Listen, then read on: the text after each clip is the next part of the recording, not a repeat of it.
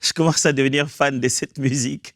Bienvenue sur Teach, votre nouvelle émission d'enseignement et de maturité spirituelle. Ce programme a été conçu pour vous permettre de devenir des véritables disciples de Jésus-Christ. Vous serez capable de connaître la parole de Dieu, de la vivre et d'imiter Christ à travers justement les Écritures parce qu'un disciple accompli est comme son maître.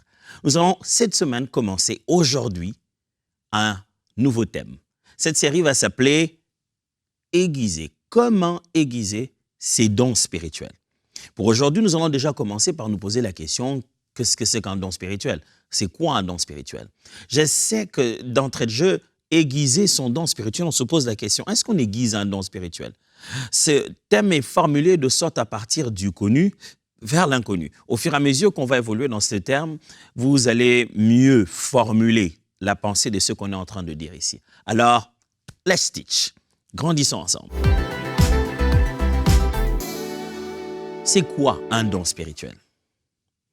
Dans la Bible, le concept de don spirituel, ces noms-là qu'on utilise en français, don spirituel, il apparaît au Nouveau Testament. Mais ça ne veut pas dire que c'est dans le Nouveau Testament que l'Esprit a commencé à équiper surnaturellement des êtres humains. Non, c'est depuis tout le temps que Dieu a commencé à se manifester à travers les êtres humains, que par son Esprit, il les équipe des capacités surnaturelles pour accomplir son objectif.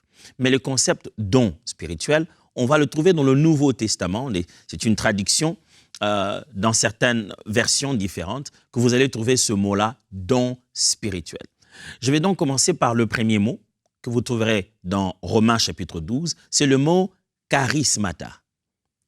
Charismata, au pluriel. Donc c'est charismata.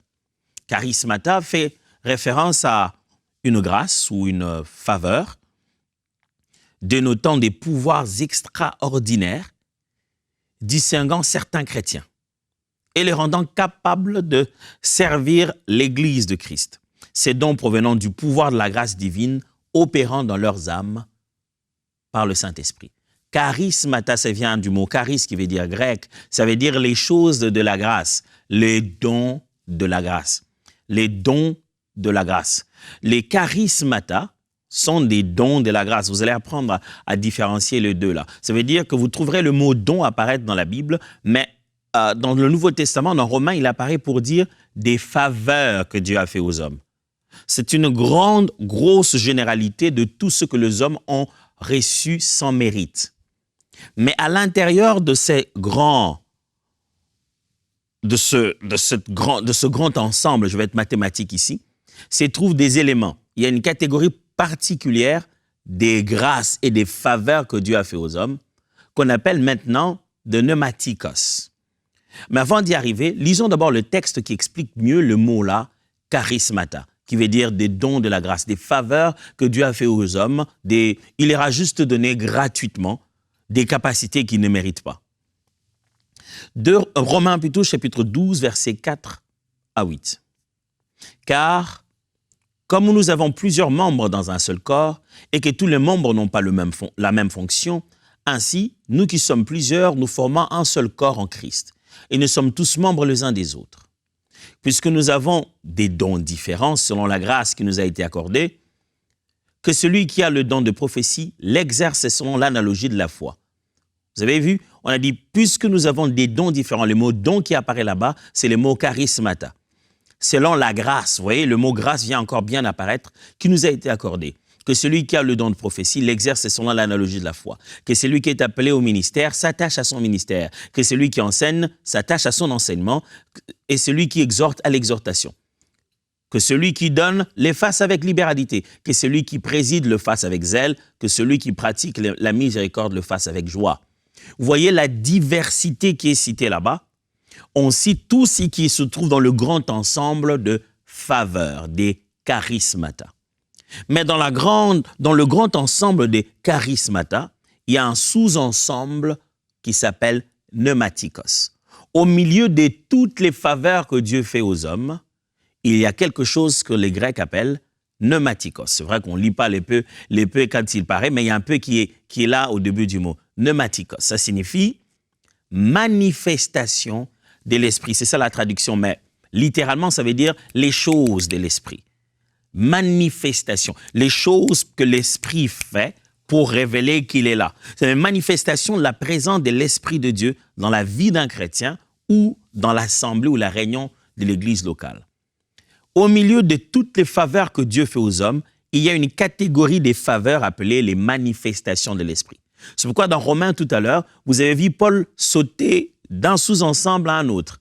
Il dit que celui qui a la prophétie, prophétise selon l'analogie de la foi, et il sort, il va parler des ministères. Après, il s'est mis à parler de données. Il ne cite pas le même sous-ensemble. Il cite tout ce que Dieu nous fait comme faveur. Ça, ce sont des charismata. Maintenant, quand il parle de pneumatikos, 1 Corinthiens chapitre 12, versets 1 à 7, je vais lire. Pour ce qui concerne les dons spirituels, voilà. C'est pourquoi on appelle ça don spirituel, parce que dans cette traduction de Louis II, on a traduit les mots pneumatikos par don spirituel, qui en réalité, littéralement, veut simplement dire manifestation de l'esprit ou les choses de l'esprit. Pneumatikos. Il n'y a pas le mot charis ni charismata à l'intérieur, il y a le mot pneuma qui veut dire esprit et tikos pour dire les choses de l'esprit, les manifestations de l'esprit. Pour ce qui concerne les dons spirituels, je ne veux pas, frères, que vous soyez dans l'ignorance. Vous savez que lorsque vous étiez païen, vous vous laissiez entraîner vers des idoles muettes, selon que vous étiez conduits. C'est pourquoi je vous déclare que nul, s'il parle par l'Esprit de Dieu, ne dit Jésus anathème. Et que nul ne peut dire Jésus est Seigneur si ce n'est par le Saint-Esprit. Il y a diversité de dons, mais le même Esprit. Diversité de ministères. Vous voyez, quand on dit il y a diversité là, c'est il y a diversité des charismata. Diversité des charismes, mais le même esprit. Vous voyez, il y a diversité de dons, plusieurs catégories de dons, mais c'est le même esprit qui le fait. Diversité de ministères, mais le même Seigneur. Diversité d'opérations, mais le même Dieu qui opère tout en tous. Or, à chacun la manifestation, vous voyez, ça c'est le mot pneumatikos, cette fois-ci il est traduit littéralement manifestation. À chacun la manifestation de l'esprit est donnée pour l'utilité commune. Donc, qui dit don spirituel, souvenez-vous bien que vous êtes dans une catégorie appelée pneumatikos, dans un grand ensemble appelé charismata. Au milieu de toutes les faveurs que Dieu fait aux hommes, existe une catégorie spécifique qui est une manifestation de l'Esprit de Dieu. C'est l'Esprit qui vous donne directement ses capacités pour que vous puissiez les manifester. Par contre, dans toutes les grâces de Dieu, certains d'entre elles, vous le ressentez, vous avez l'impression que c'est un trait de caractère. Il y a des gens qui pensent qu'ils ont juste la libéralité parce que c'est un trait de caractère. Alors, mais dans le pneumatikos, l'impactation, ce sont des emprunts, la capacitation, et ça aussi c'est très africain, mais la transmission que vous recevez pour pouvoir manifester ces mots, manifester, je vais dire, ces capacités, ça te vient directement du Saint-Esprit. Tu es conscient que le Saint-Esprit t'a donné ces capacités-là sur place, en ce moment-là, pour pouvoir les manifester. C'est ce qu'on appelle des pneumatikos. Et ils ont comme but de prouver que le Saint-Esprit est là et que Jésus est glorifié. À cet instant où ça se manifeste, ça tourne tout de suite les pensées des gens sur Christ, sa présence et sa puissance, sur le Saint-Esprit qui est en train d'encourager l'Église. Alors, puisqu'aujourd'hui, le but, c'est de se dire qu'est-ce qu'est le don spirituel, après avoir fait cette étude terminologique, voyons quelles sont les caractéristiques des dons spirituels. Le caractéristique d'un don spirituel. Je vais vous proposer 4 caractéristiques. Premièrement, le don spirituel est parfait comme le donateur. Ça commence à devenir un peu clair. Même quand on appelle ça aiguiser son don, vous allez le découvrir, il ne s'agit pas en réalité d'aiguiser son don parce que le don, lui, on ne l'améliore pas. Le don est parfait. En réalité, on va arriver à ça un de ces jours. C'est nous qui nous améliorons sur notre façon de manifester le don. Mais le don, lui, est parfait comme les donateurs. Nous n'ajoutons rien au don que Dieu nous a fait pour qu'il devienne meilleur. Dieu l'a donné parfaitement. Mais la façon dont les uns les autres l'utilisent, c'est très, très différent. Imaginez qu'on nous donne à nous deux un beau nouveau iPad, très joli là, bien fait, tout ça là, dernier cri. Le degré d'usage que nous allons avoir de ce même matériel n'est pas le même. Certains vont mieux l'utiliser, d'autres moins. Certains vont l'utiliser juste comme moi aujourd'hui, très, très limité, à avoir mes notes. D'autres vont faire beaucoup de choses avec le même iPad. Mais les iPads qu'on a reçus tous ensemble, il est parfait. C'est un bon iPad. Il peut faire les choses que je n'arrive pas moi à faire. Moi, je n'arrive pas à faire ça avec l'iPad. Mais ça ne veut pas dire que l'iPad n'est pas qualifié, équipé à l'intérieur pour produire ça. Pour le même iPad, une autre personne fait des choses que moi, je n'arrive pas à faire. Et sur mon même iPad, si je demandais de l'intelligence de quelqu'un d'autre à participer dessus, j'aurais des résultats que moi-même, je n'ai pas pu avoir seul. C'est ce que je vais expliquer tout au long de cette semaine. Comment on va apprendre, nous, à utiliser le parfait don qui est déjà donné. Le don est parfait comme les donateurs. Jacques chapitre 1, versets 16 à 17. Jacques 1, 16 à 17. La Bible dit, « Ne vous y trompez pas, mes frères bien-aimés. Toute grâce excellente et tout don parfait descend d'en haut, du Père des Lumières, chez lequel il n'y a ni changement, ni ombre de variation. » Quand Dieu donne, c'est fait, c'est bon, il n'y a rien à ajouter. Il n'y a rien à ajouter à la parole de connaissance, il n'y a rien à ajouter à la prophétie, il n'y a rien à ajouter au don de miracle, il n'y a rien à ajouter au don de discernement des esprits. Toutes ces choses sont parfaites. C'est nous qui nous améliorons dans la façon de le voir se manifester ou d'être les canaux par lesquels ces dons se manifestent. Alors, qu'est-ce qu'un don? Qu'est-ce qu'un don spirituel? Quelle est sa nature? Le don spirituel est parfait comme le donateur. Deuxièmement, le don spirituel est pour l'utilité commune. Le don spirituel, on appelle ça don, mes amis, habituez-vous à réfléchir comme ceci. Quand on appelle ça un don, ce n'est pas quelque chose que Dieu t'a donné à toi seulement. Le verbe « donner » qui est derrière l'idée de don en matière de spirituel, ce que vous devez savoir, que le but, le destinataire n'est pas vous.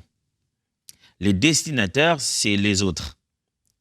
Dieu ne vous a pas donné un don de prophétie pour percevoir des prophéties, pour vous, non. Dieu vous donnera un don de prophétie pour devenir un canal pour les autres. Vous êtes en réalité un facteur. C'est pourquoi avec le temps, quand vous lisez la Bible, vous vous rendez compte que nous ne possédons pas de dons, nous manifestons de dons. Le Saint-Esprit est lui, le don parfait qui nous a été donné. Et par lui, nous manifestons d'après le besoin le don le meilleur, le don le mieux adapté à la circonstance. Donc, en réalité, il y a d'un côté Dieu qui veut donner à son épouse, l'Église. Et nous qui sommes facteurs, nous amenons cela. Ça me rappelle, à un moment, je regardais il y a longtemps une publicité, je ne sais pas où est-ce que je la regardais encore, mais il y avait un monsieur qui faisait de la bonne pâte et qui a fait une petite pizza pour sa bien-aimée du coin de la rue. Il a donné ça à un petit garçon et lui a dit, va donner à cette jeune fille-là que j'aime. Et le jeune homme, le petit garçon en route, il est tenté par ça, il l'ouvre. C'est une petite pizza. Il mange. On ne montre même pas qu'il a mangé. Quand il arrive chez la jeune fille, chez la dame, il lui fait un bisou à la joue et lui dit, voilà, j'ai amené le cadeau qui vient du monsieur. La dame ouvre, on voit maintenant que la pizza a été complètement mangée, il ne restait qu'une petite part. Et la dame, elle est surprise, elle regarde le monsieur et le petit garçon qui dit, l'amour se montre même dans les petites choses. Et on se rend compte qu'il est rempli de miettes, il avait mangé ça en cours de route. Quelquefois, c'est ce que nous faisons. On pense que le don est à nous. Et on va en parler pendant la semaine. Et on est rempli d'orgueil et on prie pour en chercher davantage, parce qu'on pense que c'est à nous. Ne consommez pas le don d'autrui. Jésus donne un cadeau à sa fiancée. Il donne un cadeau à son épouse. C'est à eux qu'appartient le don. C'est pour eux que tu dois le manifester, selon leurs besoins que le Saint-Esprit t'utilisera. Donc, j'insiste, les dons est pour l'utilité commune. Moi, j'apporte mon don, toi, tu apportes le tien. Quand je suis venu avec un don de prophétie, ce n'est pas parce que j'ai besoin d'un message prophétique nécessairement. En venant dans cette réunion, je veux manifester un don de prophétie, mais quelqu'un d'autre manifestera un don de parole de sagesse dont moi j'ai besoin. Dieu a fait le corps du Christ de sorte que quand chacun manifeste son don, tout le monde reçoit. Alors j'ai une question à vous poser. Si c'est ça le plan de Dieu, que chacun manifeste de sorte que tout le monde reçoive, est-ce que tu n'es pas en train d'assassiner les systèmes? Oui, le terme est fort, mais je voulais quand même nous éveiller. Est-ce que tu ne serais peut-être pas ce genre de parasite qui est en train d'assassiner les systèmes? Qu'est-ce que tu as apporté?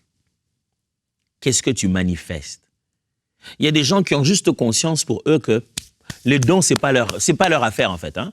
Et ils sont de membres simples, ils viennent assister au culte. Non, chacun de nous a reçu de Dieu gratuitement, sans effort. Pas parce que tu es celui qui prie le plus, non. Mais quand l'Esprit de Dieu est venu en toi, il t'a équipé de façon surnaturelle à exercer des dons. C'est à toi de les découvrir. Quand moi je viens, je donne la prédication, je prêche, j'explique les choses. Qu'est-ce que toi tu as amené dans cette réunion? À quel moment Dieu passerait par toi pour toucher les autres? Est-ce que ce serait le moment de filmer? Est-ce que ce serait le moment d'écrire, de faire les commentaires sur Internet? Ça serait à quel moment? Est-ce que c'est peut-être pendant la semaine? Est-ce que c'est s'occuper des enfants? Est-ce que c'est faire un travail derrière, comme toute l'équipe qui est derrière en train de travailler avec moi? En ce moment-ci, plusieurs dons entrent en compte pour pouvoir produire cette émission. Alors, vous devez vous poser cette question, disciple de Christ. Vous donnez quoi? Qu'est-ce que vous apportez quand Jésus donne à son épouse? Ne devenez pas comme ce petit garçon de l'exemple que je viens de donner. Dieu vous a tellement rempli de dons. Mais quand l'Église en reçoit, se rend compte que, vous avez utilisé ça que là où ça vous permettait de gagner de l'argent. Vous avez utilisé ça que là où ça vous permettait à vous d'en profiter. Vous savez bien que ces capacités surnaturelles que Dieu nous a données, ça peut fonctionner n'importe où. Alors, je le répète, le don est pour l'utilité commune. 1 Corinthiens chapitre 12, verset 7, il n'y a pas plus pertinent que ça. 1 Corinthiens 12, verset 7. Or, à chacun, la manifestation de l'Esprit est donnée pour l'utilité commune. Ça signifie que c'est donné pour que ça soit utile à nous tous. C'est-à-dire que celui qui doit manifester le don de prophétie n'a pas son don de prophétie à traîner à la maison. Non, il a des paroles prophétiques pour nous. C'est-à-dire celui qui a son don pour chanter ou quoi que ce soit, que Dieu donne des paroles à travers ce cantique, il a ce don-là pour nous. On ne le dit pas chante pour nous, mais le fait qu'il chante, c'est nous qui bénéficions de cela. Alors, caractéristiques des dons. Les dons spirituels. 3. Le don spirituel fonctionne selon la foi chrétienne. Important. Ces choses qui se manifestent dans les dons spirituels ont d'autres noms ailleurs. Dans d'autres formes de spiritualité, dans d'autres cercles, des personnes qui, soi-disant, croient aussi une sorte de monothéisme ou pensent qu'il y a un Dieu derrière. Ils n'appellent pas ça don spirituel. Mais on le voit entrer en extase et dire de choses. Certains disent que les morts leur ont parlé, d'autres même disent que des esprits ancestraux leur ont parlé. Ou il y a beaucoup d'autres formes de spiritualité. Surtout quand on touche la question de don spirituel, il y a possibilité de se mettre sur un chemin de beaucoup de confusion. Mais vous devez savoir, quand ce sont des dons spirituels, le don que le Saint-Esprit donne, ça fonctionne selon la mesure de la foi chrétienne, selon les principes, le contexte, les vérités de la foi chrétienne, mais selon aussi la mesure de la foi de l'individu. C'est comme ça que ce texte s'est traduit. Lorsque ce texte est traduit, celui que je vais vous citer tout à l'heure, Romains chapitre 12, au verset 6, plusieurs traducteurs tentent de traduire l'idée que Ségon a juste gardé avec le mot « analogie de la foi ». C'est-à-dire que ça doit se faire selon la foi chrétienne ou ça doit se faire selon le niveau de foi de celui qui l'exerce. Romains chapitre 12, verset 6. « Puisque nous avons des dons différents, selon la grâce qui nous a été accordée, que celui qui a le don de prophétie l'exerce selon l'analogie de la foi. » Vous verrez qu'il dit l'histoire de l'analogie de la foi que sur le don de prophétie. C'est surtout ces dons des manifestations surnaturelles. Il ne met pas le mot analogie de la foi avec les autres types de charismes. Il ne va pas parler de ça dans les autres charismata. Il va sortir ce mot analogie de la foi que dans cette catégorie de pneumatikos dans le charismata. Il dit, celui qui va prophétiser, qu'il le fasse selon le cadre de la foi chrétienne. J'ai vu des services prophétiques, j'ai vu des réunions de prophétie, j'ai vu des choses que tu te dis, c'est pas le don qui n'est pas authentique, non. c'est que le cadre n'est plus selon l'analogie de la foi chrétienne. Pourquoi? Parce que, justement, quatrième caractéristique de ce qu'on appelle la foi chrétienne, ce qu'on appelle plutôt le don spirituel, c'est que le don spirituel se manifeste mieux avec la connaissance et l'expérience. Le but de tout don spirituel, c'est l'édification. Si finalement on a un don, on s'est tellement amélioré sur la façon d'utiliser son don, et l'usage de ce don ne produit plus l'édification, ça sert à quoi? Le don a été donné, justement, Dieu tente d'édifier son peuple. Et si finalement, toi, tu t'es tellement amélioré de la façon de manifester ce don, et quand tu te mets à l'exercer, on en parlera pendant la semaine, quand tu te mets à l'exercer, ça ne produit plus l'édification. Ça produit de ta gloire, ça produit ta carrière. Ou on tombe dans le starmania, on devient l'homme de Dieu, celui par qui l'Éternel parle. Silence, faites silence. Dieu veut parler. Alors écoutez-moi. Oh, j'ai vu beaucoup de personnes manifester leurs dons spirituels bien sûr, sous leurs blessures émotionnelles. Et ils ont utilisé les capacités que Dieu leur a données, le fait que Dieu s'est manifesté une, deux fois pour attirer l'attention de tout le monde. Ils ont tellement glissé les dons sous leur personnalité au point que leur personnalité ont commencé à dominer sur les dons maintenant. Ils veulent tellement d'attention et ils veulent utiliser le don pour que tout le monde le regarde. Ils ont tellement été blessés et ils veulent utiliser le don pour commencer à parler sans respect aux gens. Parce qu'ils sentent que le don leur a donné la valeur, c'est l'opportunité de commander tout le monde comme des petits-enfants. Ça ne veut pas dire que leur don n'est pas authentique, mais ça veut juste dire dans la façon de les exercer. Ça ne produit plus le but, ça n'édifie pas. Et or, lorsque le but d'une chose est méconnu, dit-on, il s'est fait beaucoup d'abus. Si on ne sait pas pourquoi le don est donné, on va commettre beaucoup d'erreurs pour ça. Alors, je rappelle, le don fonctionne selon l'analogie de la foi. Et quatrièmement, je l'ai dit, se manifeste mieux avec la connaissance et l'expérience. Un don se manifeste mieux quand quelqu'un se pose la question sur les dons spirituels. La première réponse, c'est lui apprendre à connaître qu'est-ce que c'est que des dons spirituels. Ce n'est pas moi qui invente ça, c'est Paul qui en parle dans 1 Corinthiens chapitre 12. Au verset 1, j'ai pris la version de Parole vivante. Lisons ensemble.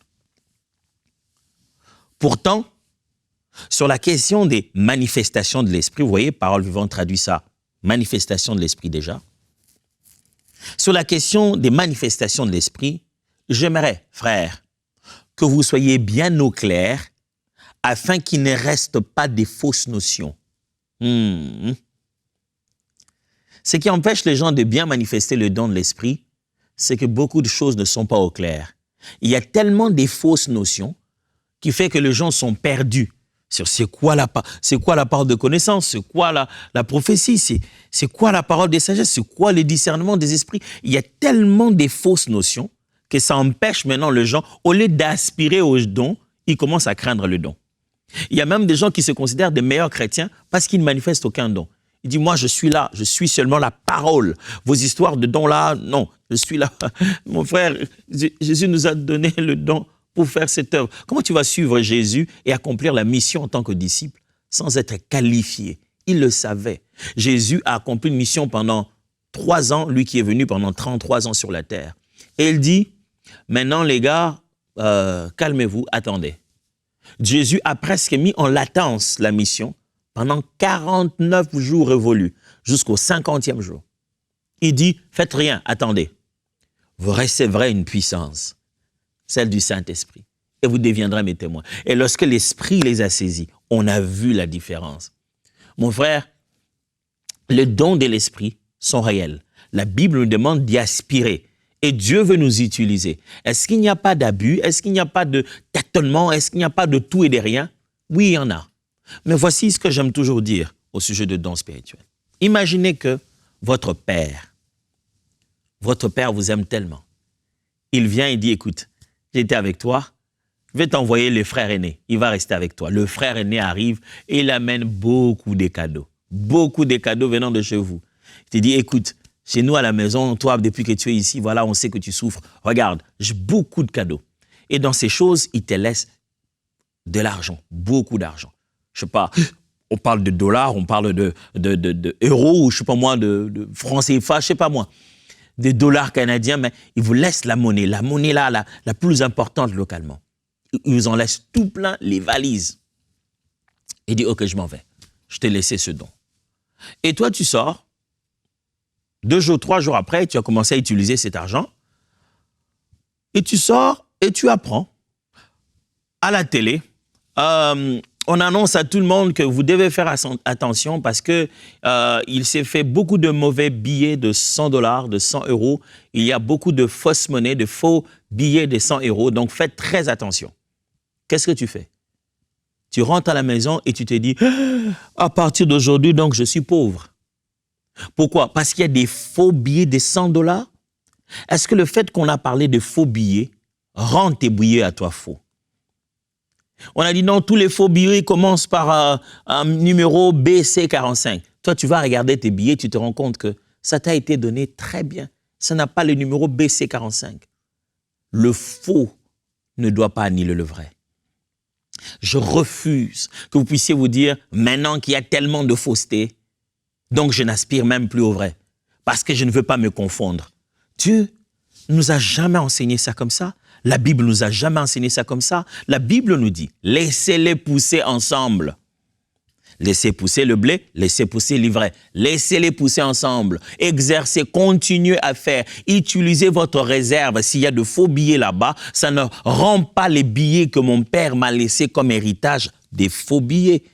Je ne veux pas du coup, à cause de la contrefaçon, moi qui étais riche des richesses que mon père, mon frère m'a laissées, et je deviens tout pauvre parce que quelques personnes ont fait une contrefaçon. Pendant que moi, je sais qu'encore dans ma chambre, j'ai encore beaucoup d'autres billets qui sont vrais, authentiques.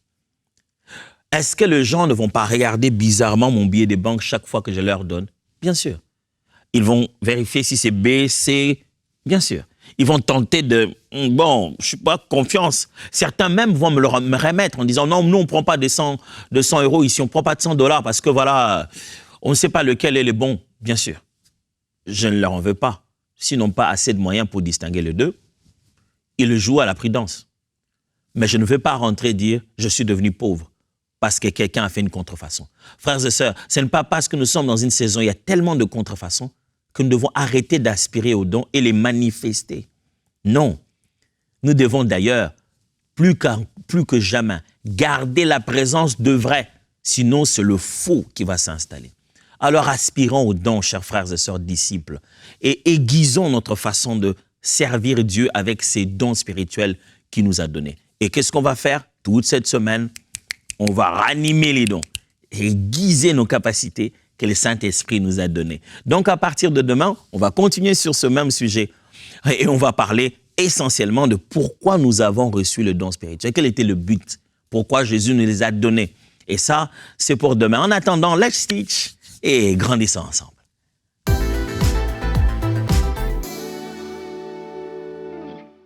Je ne sais pas pour vous, mais j'aime beaucoup méditer et étudier la parole de Dieu. Et jusqu'à présent, je l'ai fait à travers de différents commentaires bibliques dans des livres. Mais maintenant, pour la toute première fois, de manière entièrement gratuite, les commentaires bibliques Esprit et Vie seront disponibles dans l'application Ma Bible. Mais non seulement pour les adultes, mais aussi pour les enfants. Dans Ma Bible Junior, il y aura les commentaires Esprit et Vie Junior. Ça va être énorme. C'est extraordinaire de pouvoir méditer la parole avec des commentaires écrits de qualité qui ont fait leur nom. Leur réputation est déjà bien établie et c'est dans Ma Bible de manière gratuite. Donc alors aujourd'hui, on a besoin de votre aide. On veut vous remercier, vous tous qui faites partie de la famille des partenaires, mais à vous tous aujourd'hui qui voyez cette vidéo, je vous encourage à vous joindre à cette grande famille qui soutient EMCI et tous ses différents projets. Alors aujourd'hui, faites ce pas et rejoignez la famille des partenaires mensuels d'EMCI. Dès maintenant, faites partie des 20 000 partenaires mensuels qui porteront la vision d'EMCI et qui l'amèneront encore plus loin. Pour faire votre don, rendez-vous sur emcitv.com/20 000.